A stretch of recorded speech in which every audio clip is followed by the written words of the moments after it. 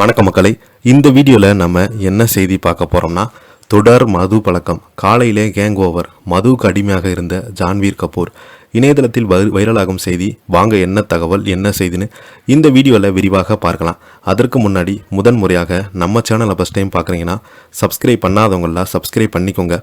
Bell button simple அமைக்கி நம்ம சேனலோட நோட்டிஃபிகேஷனை எனபிள் பண்ணிக்கோங்க.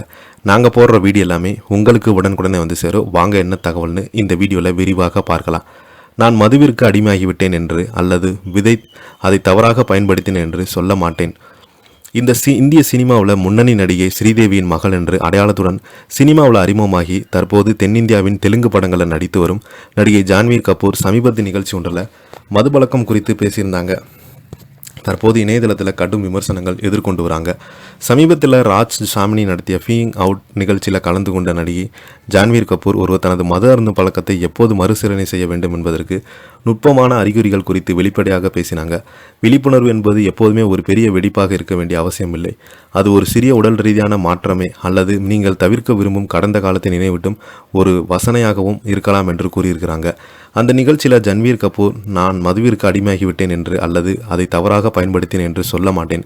ஆனால் என் வாழ்க்கையில் நடந்த ஒரு மிக மோசமான அதிர்ச்சியான சம்பவத்திற்கு பிறகு நான் அடிக்கடி குடிக்க தொடங்கிட்டேன். எனக்கு போதை தேவை என்று நான் உணர்ந்த தருணங்கள், அவை மது என் உடலுக்கு செய்யும் மாற்றங்கள் என்பதற்கு பிடிக்கவில்லை. காலையில் எழுந்தபோ நான் உணரும் விதம் எனக்கு பிடிக்கலை.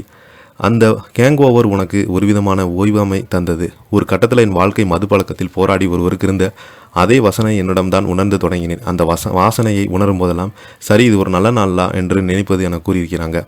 ஜான்வீர் கபூரின் இந்த கருத்து சமூக வலைதளங்களில் வைரலாகி வருகிறது.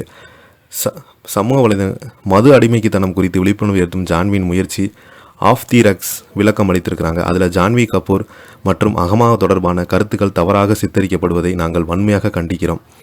இந்த முயற்சி மது அடிமைத்தனத்தின் குறித்து பாதுகாப்பு நேர்மையான உரையாடலை உருவாக்க தொடங்கப்பட்டது. இது கிளீப்பர்ஸ் திரிக்கப்படும் என்று கண்டல்ல. இந்த கருத்துக்கள் திரிப்பது ஒரு பாரம்பரியத்துக்கு ஆதரவாகவும் ஜான்வியின் பங்கை குறைத்து மதிப்பிடுவது மட்டுமல்லாமல் அடிமைத்தனத்துடன் போராடுவதையும் அவர்களுக்கு ஆதரவளிப்பதையும் அவமதிக்கும் செயலாகும். இது உணர்ச்சியான விஷயம். இதற்கு பொறுப்புணர்வு தேவையில்லை, பரப்பு அல்ல என்று விளக்கம் அளித்திருக்கிறாங்க. இதை பற்றி நீங்கள் என்ன கீழே உள்ள கமெண்ட் பாக்ஸில் மறக்காமல் பதிவிடுங்க. இந்த வீடியோ பிடிச்சிருந்தால் லைக் பண்ணுங்கள், ஷேர் பண்ணுங்கள், கமெண்ட் பண்ணுங்கள். அப்போ தான் நாங்கள் போடுற வீடியோ எல்லாமே உங்களுக்கு உடனுக்குடனே வந்து சேரும். நன்றி, வணக்கம்.